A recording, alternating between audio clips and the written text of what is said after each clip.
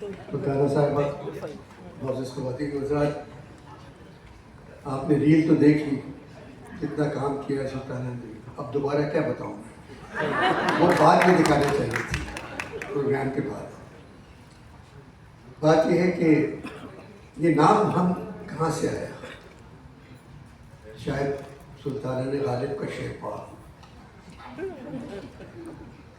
تیری وفا سے کیا ہو تلافی کے دہر میں، تیرے سوا بھی ہم پہ بہت سے ستم ہوئے۔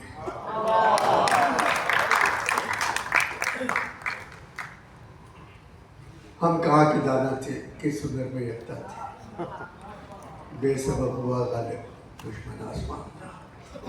یہ ہم غالب نے اپنی کلیات میں میرے خیال میں 600 جگہ استعمال کیا ہے ہم کا لفظ، مگر جب یہ چینل دیکھا میں نے، اس کا کام دیکھا، تو مجھے بعد میں ہم کا مطلب معلوم ہوا۔ ہم کا مطلب ہے مومنہ، درید اور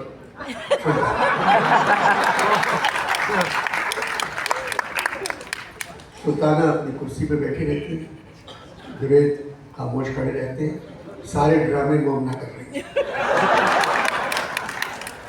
اور تینوں مل کے کہتے ہیں ہم سا وہ تو سامنے آئے۔